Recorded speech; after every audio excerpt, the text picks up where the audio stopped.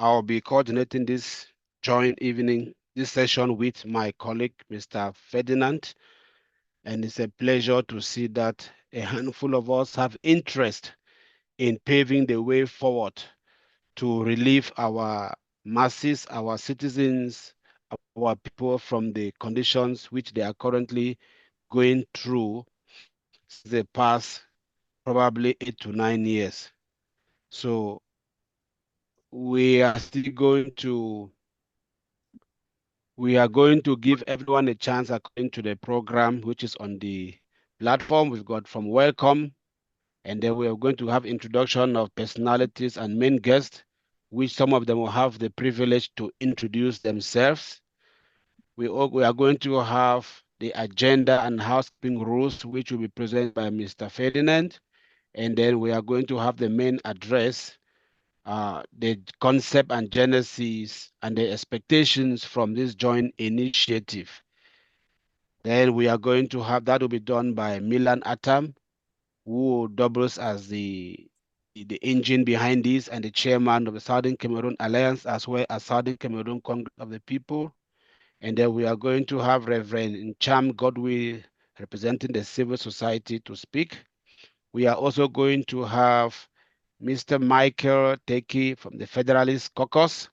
We are also going to have Gideon Anu from the Independent Caucus. And then there will be room for questions and answers. And there will be our conclusion or resolutions that will be arrived at this very first caucus meeting as a way forward to the unending crisis in Southern Cameroon or in the Republic of Cameroon, specifically in the British Southern Cameroons, Ambazonia. Mr. Ferdinand?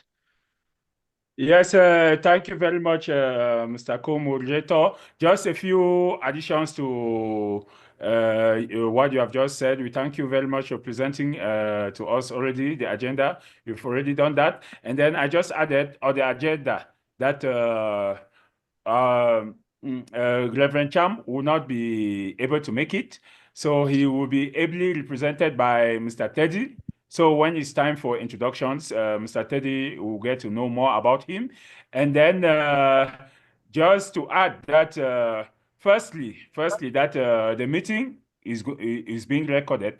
Therefore, if there's anybody who does not like to be recorded, they have the possibility, to go incognito. That is, they can use an alias instead of their name. And then when it's time to speak, they can, instead type their chat. They can type in the chat if they want to ask a question. For example, the pressmen who are here, they can just, type their chat. That said, please, I have to stop sharing my screen. And then because we're just sharing the agenda, and also entreat you to please put off your videos. If you are not the one talking, put off your videos. The admins will allow, when somebody is presenting, for them to put on their video. And then when you want to ask a question, for those who don't want to be anonymous, you can put on your video. So that will be it regarding this introductory part. So over to you again, Comrade John, to usher in the next aspect. All right, thank you very much, sir. Without much ado, based on the limited time that we have, and I also want to believe that all the guest speakers have prepared themselves and the agenda was given to them beforehand, I would like to welcome the chairman of the Southern Cameroon Alliance, Mr. Milan Atam, who, of course, is the main engine behind this Southern Cameroon caucus to pave the way forward. Given that armed struggle has failed, other avenues have failed, what is the way forward? And I think this is a very good initiative to see that our always divided people can come together and make a way and have a united voice to speak. Mr. Moderator, So, Mr. we are supposed, to welcome all the participants on behalf of the Yes. on behalf of the organizers, and then also make because some people they are attending for the first time, so to them we want to recall that as most of us can remember, this MOU was signed between civil society, Federalist, and independentist caucuses and the Southern Cameroon Alliance. So it's like four parties at this moment in time. And the aim of the MOU, which is what we are going to discuss today, we want to field questions from journalists on this MOU because from the feedback that you have received so far, many people they appreciate it, but some people still require clarifications. So that is the purpose that we are having this meeting. It is not for the leaders, the caucus leaders, to speak too much. They'll just make just brief introductory remarks. Actually, our focus of the day is to listen to journalists for them to probe and also put the MOU to test. So that said, I'll hand over to you to then start with the introductory remarks from the respective leaders. Thank you. Over. All right. Thank you very much for that intersection, which was very, very necessary. At this point in time, I'm going to just go straight to the caucus leaders, and each one will have the privilege to introduce themselves again much properly and an introductory remarks. And once more, please, the session is being recorded for issue of consent.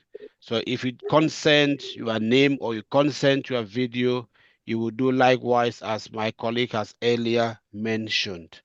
Let me start with Comrade Milan Atam, who is the chairman of the Southern Cameroon Alliance and of the Southern Cameroon Congress of the People, and the main initiator of these caucuses, to give us some introductory remarks. And from there, I will go according to the list which I have with me. And if there is any media house that is present and I fail to mention them, please just indicate by typing and you'll be duly acknowledged. Thank you very much. Let me welcome Mr. Milan, Comrade Milan Atam. You can unmute and give us the introductory remarks for 4 minutes. Thank you very much, sir. Thank you very much, Dr. Jonathan. Thank you, Comrade Ferdinand. Thanks to all the journalists, the members of the media who have made the time to be part of this this meeting, this press briefing. But most of all, I would like to thank the members of the caucuses and especially the heads of the caucuses who have been very instrumental in us getting to this point. Mr. Michael Taki, Mr. Gideon Asanji, Reverend Godwin Cham, and of course, the likes of Mr. Ferdinand Bezingui, who is sitting in for him. Also, the members of the Scope Alliance family who have worked tirelessly over the past 1 year for us to get to this point. We are now in preparation of our leadership summit, which will be taking place in exactly a month, in about 4 weeks' time. And I think we have gotten to this point thanks to the work and the contribution of each and every one to get us here. So I'm really looking forward to this briefing. We are open to questions. We want to make sure that there is greater clarity, greater understanding of what we are trying to do. And of course, that as time goes on, more and more of our people understand that we need to start finding real solutions to the problem facing our people. So thank you so much, and I hand over back to the moderators. Thank you very much, Chairman Atam, for that brief introductory remarks. I will call on the representative of the Independentist Caucus, who is here present, to come on board. Ladies and gentlemen of the press, fellow Southern Cameroonians, Ambazonians, distinguished guests, and members of the international community. Good day and thank you for being here. Today we stand before you not just as leaders of different caucuses, but as representatives of the people whose voices have been silenced for too long. We come together with one goal: to reaffirm our commitment to freedom, our dignity, and the future of the people of the Southern Cameroons, also known as Ambazonia. I would say for decades, our people have endured systemic oppression, cultural erasure, economic marginalization, and in recent years, an outright war against our existence. We have witnessed burning of our villages, the killing of our loved ones, forced displacement of our communities, and so on.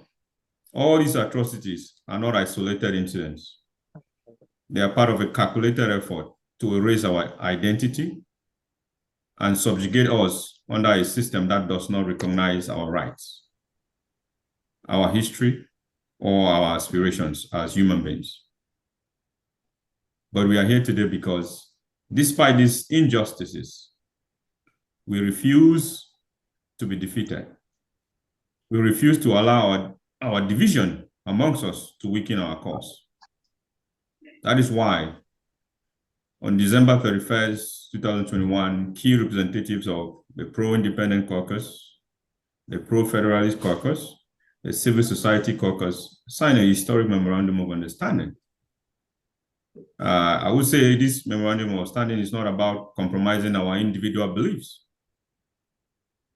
It is about recognizing that at the core of all our efforts, we are fighting for the same fundamental truth, that the people of Southern Cameroons deserve the right to determine their own future. This unity does not mean we have abandoned our pursuit of justice. It does not mean we have changed our demand for self-determination.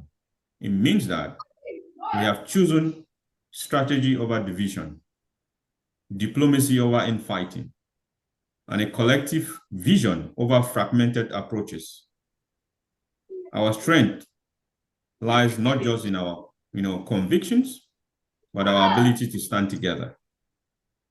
Today, we address you to send a clear message to the world that we, the people of Southern Cameroons, are ready.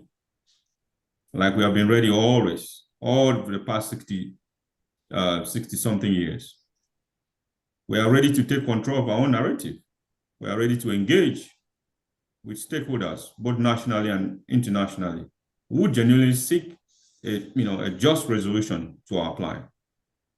We are ready to work together to put an end to the suffering of our people, to chart a course towards true self-governance. I would say to the international community, we say this: silence is not neutrality, it is complicity. The world cannot continue to look away as an entire people are subjugated to oppression and violence. The principle of justice, democracy, and human rights must not be, selective. Southern Cameroonians have the same right to self-determination as any other peoples in the world. We urge global actors to take principled stands, to acknowledge our struggle, and to actively, support efforts that will lead to a peaceful and just resolution of our struggling people. To our own people, lastly, we, the pro-independent caucus, say this: do not lose hope. Our struggle is not in vain.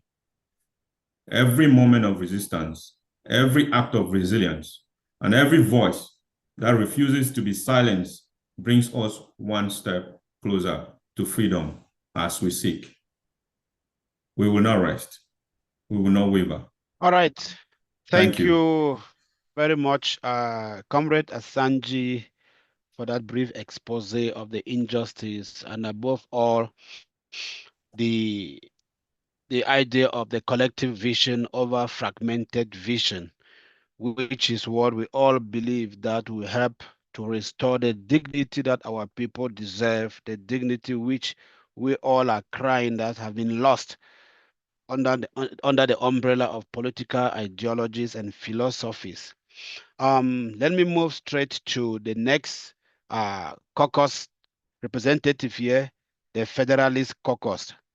May their representative here give us an introductory remark. Thank you. I think, thank you, Mr. Moderator, and thank you, everyone, for this very important meeting or press conference, I would say. My name is Michael Takie. I am Michael Takie, not Michael Taki. Takie with an E. Yes, I am the chair of the Coalition of Cameroon Federalist Groups and Activists, CCFGA, and representing the Federalist Caucus. I think I will not emphasize a lot about the importance of this press conference, which is focused on the memorandum of understanding that we of the former Southern Cameroon descent signed. This MOU is a symbol to show that despite the differences that seem to appear or occur amongst us, there are a lot of similarities. The things that we share together are stronger and more than those which something divide us. So we are here today to listen to the press, ask their question, and for us to explain to them, because normally, or I would say, when occasions or activities like this take place, people end up formulating their own concepts out of it. Especially when there is that silent vacuum, people try to fit in one thing or the other to make their own judgment. So we are coming here today to tell our listeners, both international and national, that we are the same people. We have a freedom to express the views that everybody has, but on the other hand, we also have common responsibility to work as a group to consolidate our efforts so far as what we are looking for, or that which brings us together, is more reasonable than our various ideologies. So this memorandum of understanding is just a summary of a lot of activities or issues that we intend to resolve. And we signed this to say, yes, we are ready. We acknowledge the fact that there is a problem that has been tearing us apart, but we are also conscious all from the same, and we must put our thoughts together if we want to at all achieve anything symbolic, both for our people, our nation, and of course, as a humanity.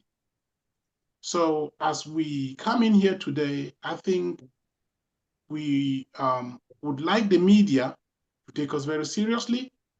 And when they're making their presentations out there to the listeners, it should be as factual as what we're telling them today.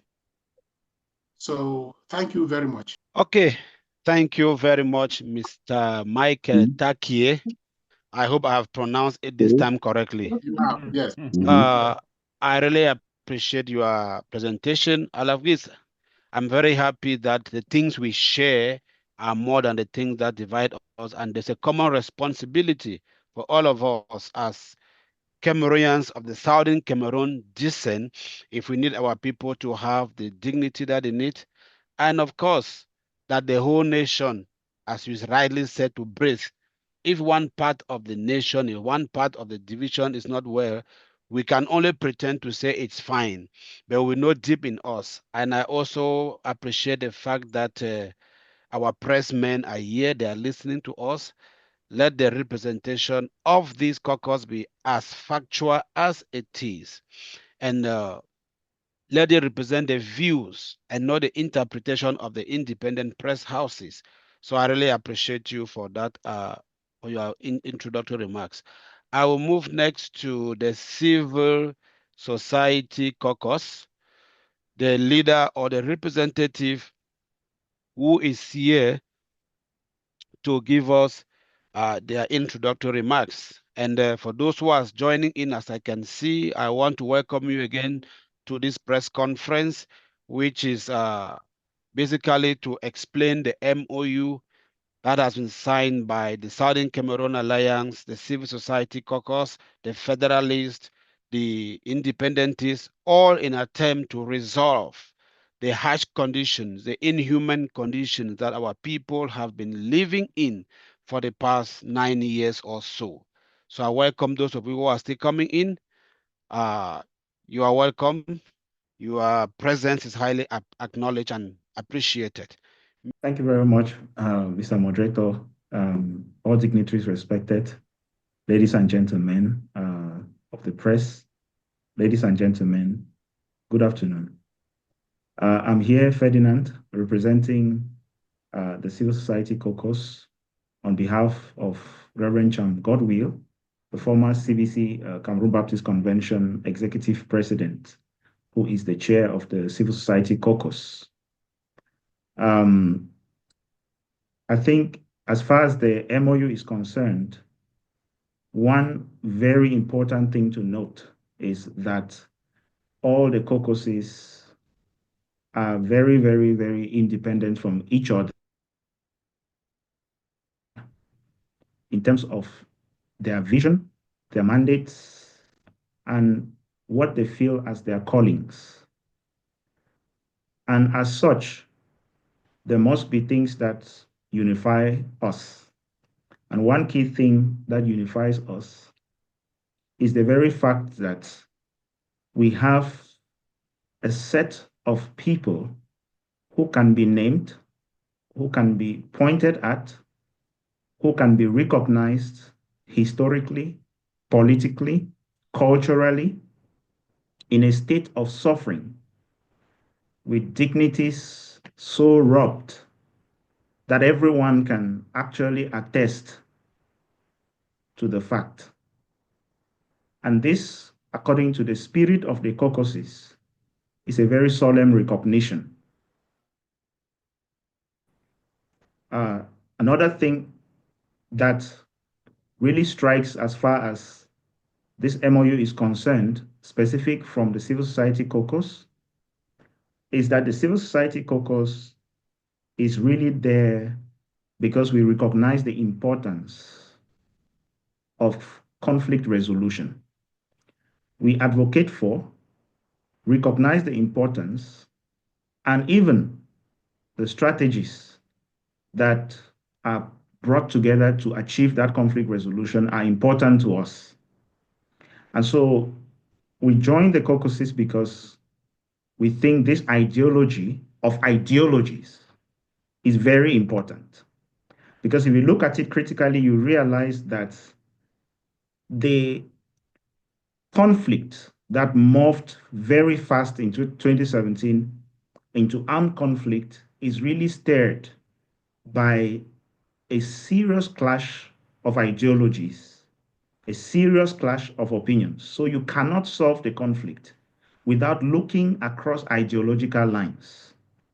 And so we're participating very strongly in this because if you do not attend to the ideologies related to what people's aspirations are, what people's challenges are, what people's needs are, you cannot respond effectively and hence restore the dignity that so much is needed at this point to be restored. So the Civil Society Caucus really is focusing on the importance of restoring the dignity of our communities, making sure that there is impartiality as far as the views and voices of people in our communities are concerned, and that there is really a resolution of this conflict to give an opportunity for community development to ensue. I think the world is truly missing our people's potential, and we ourselves are missing our potential by the perpetual continuity of this conflict. I think, and we think that this conflict has been largely very, very recognized.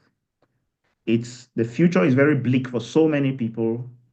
There is confusion, there is anxiety, there's insecurity, and the challenges keep mounting. And that is a huge concern for anyone who is reasonable with common sense to engage in the processes that will lead to sustainable conflict resolution. So it is within this spirit that the Civil Society Caucus is really, really very strongly in support and signed this MOU to expedite and accelerate the ability to get this conflict resolved. Lastly, I would just like to say sometimes people are really scared of identifying themselves within the context of the former British Southern Cameroons. But we need to understand that you cannot be able to deny your history and live. You cannot be able to not recognize a problem and expect it to get solved. And this problem is strongly rooted in historical facts and political facts. And as civil society, we want to see the actors and stakeholders get engaged because our people really need a rest from all of this. And I think the government of Cameroon, for example, truly really recognizes such a problem. And that is why the government itself will go as far as creating, no matter how ineffective we currently do judge and see and have evidence of a special status, is because of that recognition of the historical origins of the construct where the current conflict is really raging and destroying lives of people. So thank you very much, and we look forward to answering more questions about our involvement in this MOU and our hopes and aspirations for the resolution of the conflict. Thank you, and back to you, moderator. Oh, thank you very much. Thank you very much, Mr. Fedi. And I'm really happy when you talk of the ideology of ideologies. And I want to concur with you the issue of common sense. My father used to say common sense is not common. And I think anyone who doesn't want to listen to others' ideologies, points of view, or philosophies in resolving a problem can be more of a dictator. And I believe that we are here because we want the best for our people. And I'm happy the fact that you have mentioned that the government of the day has also recognized the problem and has come up with special status, which probably ideologically we have different thoughts towards it if it's not healing the results that it needs. But I think more ideologies, more philosophies are needed. And we cannot resolve a problem of ideology with force. We can only resolve a problem of ideology with a more counter and more pro-positive and pragmatic ideology. So we thank you from the civil society point of view for your presentations. I'm going to hand over to my colleague Ferdinand to move into the question session. And please, as we said, looking at the housekeeping rules, the media houses will be given opportunity to ask questions to the members of the caucuses who signed the MOU, which is what has brought us here today. So once again, for those who are coming in, I've just seen people like Collins Chair, Ayafo, and the rest. We appreciate and acknowledge your presence. It tells us of the interest that you have at heart to relieve the suffering of the masses of our people in their land, in the land of their forefathers. Thank you very much again for coming, for taking part in this press conference. Comrade Ferdinand, over to you. Thank you very much, Dr. Assong. Thank you for, holding the ropes of the conference so well up to this extent. And yes, we have really come to the crux of the matter, the focus of the day today. As I said, reminding to all the pressmen whom we heartily welcome here that the leaders have already spoken. They spoke, first of all, in the MOU, and they have spoken again here.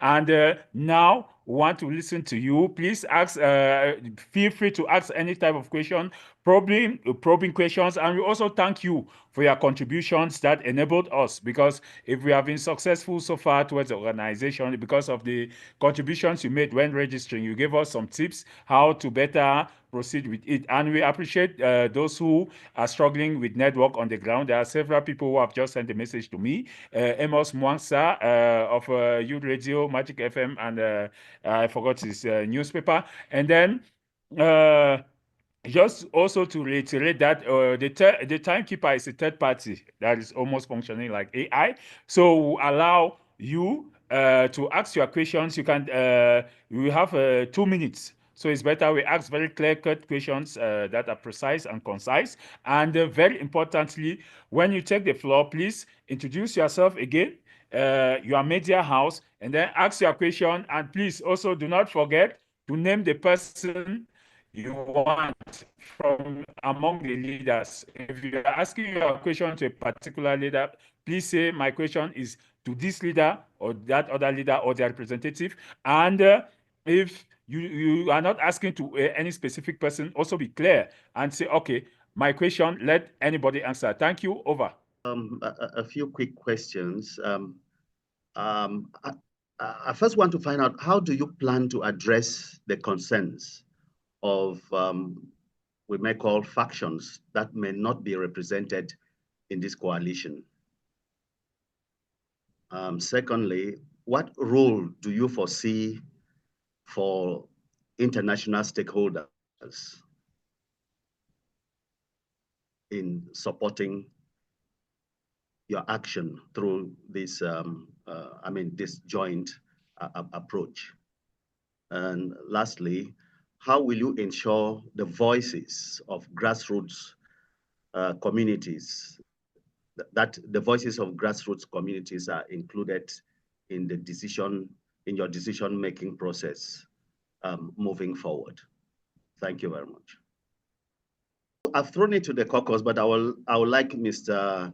Milan Atam to tackle any of the questions, please. Thank you. All right, thank you. Comrade Milan and any other member of the caucus. Thank you very much. Thank you, Mr. Randy Joe. Thanks also to the moderators. 3 questions. I think the final question, the third question, which relates to getting grassroots participation, while I can talk to it, it is possible that Comrade Ferdinand might want to talk to it in terms of what has been discussed by the civil society caucus, which basically englobes the grassroots. But with regards to getting the other groups which have not yet joined the initiative, I think I need to precise that right from the beginning, we didn't understand, we did not anticipate that everybody was going to welcome this with wide open arms. There were going to be questions, there was going to be some skepticism, largely based on the miseducation of our masses over the past years. So one thing that is clear is that the caucuses are open. So the manner in which the caucuses are designed leaves room for everybody to join, to find their niche, especially those who are seeking to find solutions to the problems that we face. So if you are somebody who is an independentist, all you need to do is join the pro-independence caucus, and that will be your home. If you are a Federalist, you join the Federalist caucus, and that becomes your home. And from there, you can make your contributions, push your arguments, push your agenda. So right from the beginning, the door is open to everybody.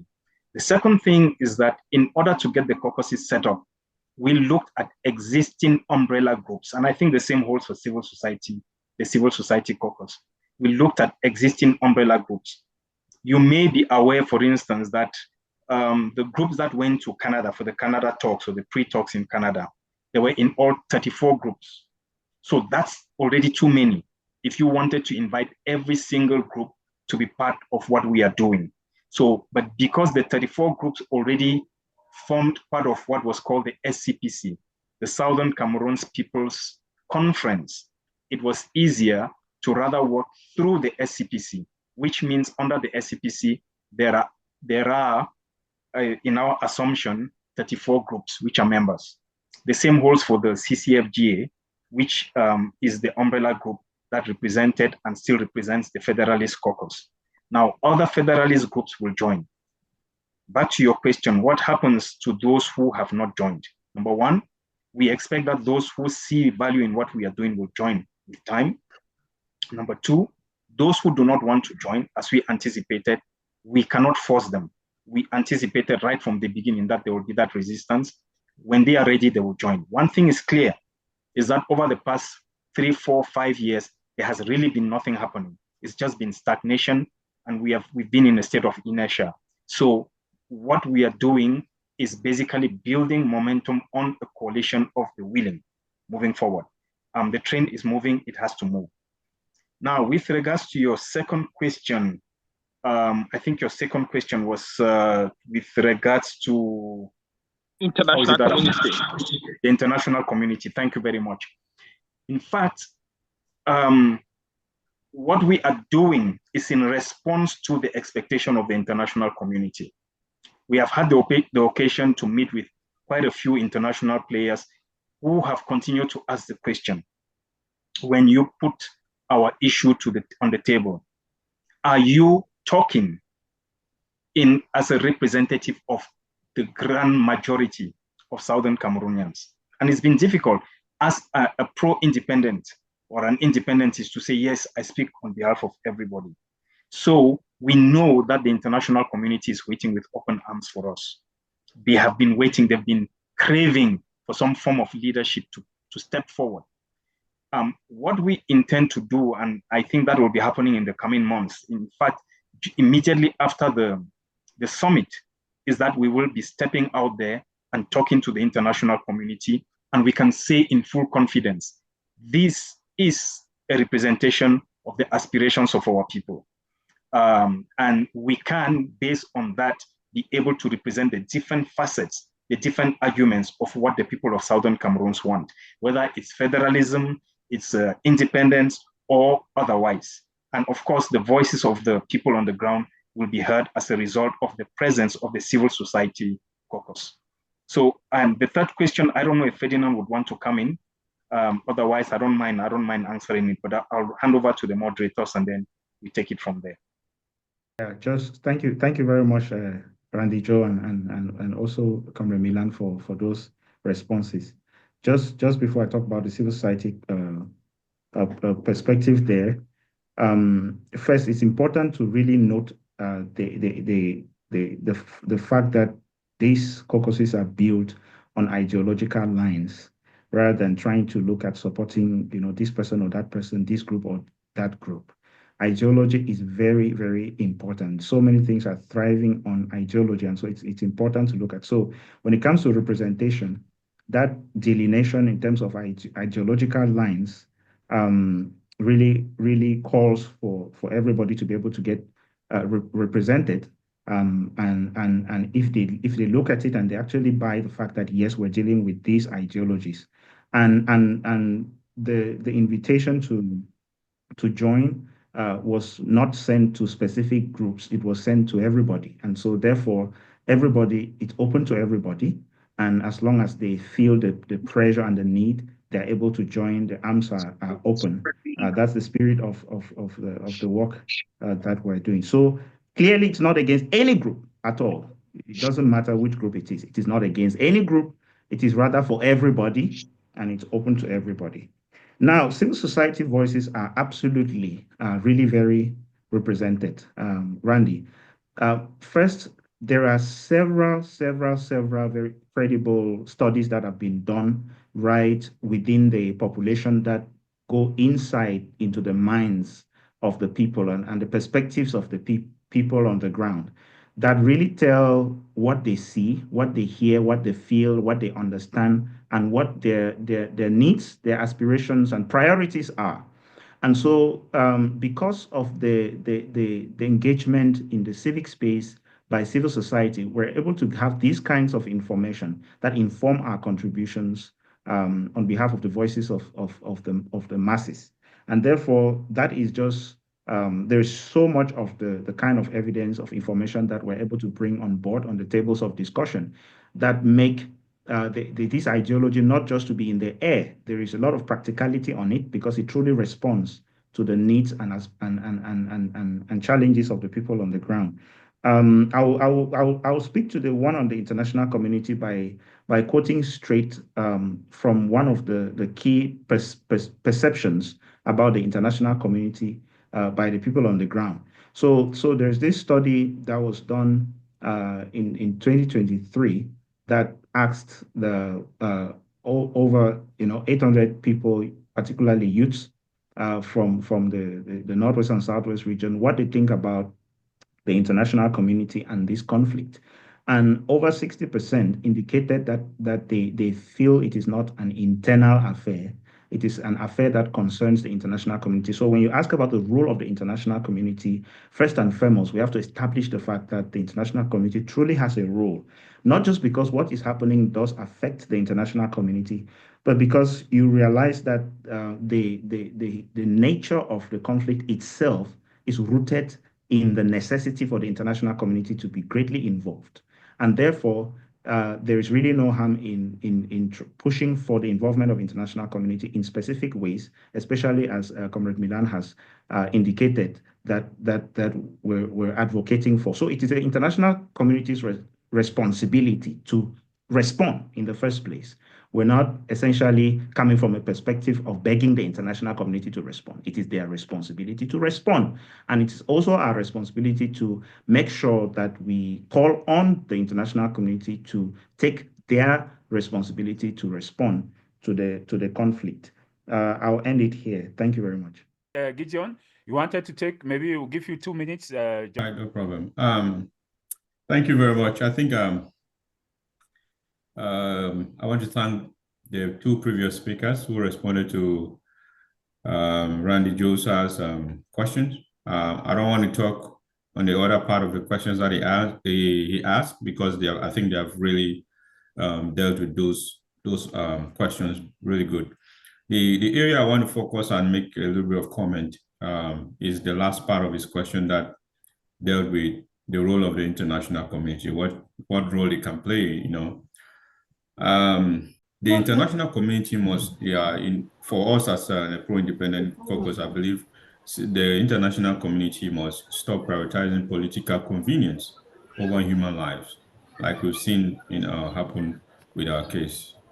Southern Cameroonians are being slaughtered, I think, displaced and silenced, yet the world just remains largely silent. We believe this is unacceptable. The United Nations bears direct responsibility for the mess we are in today. They organize a flawed plebiscite, ignores our rights, and then abandon us.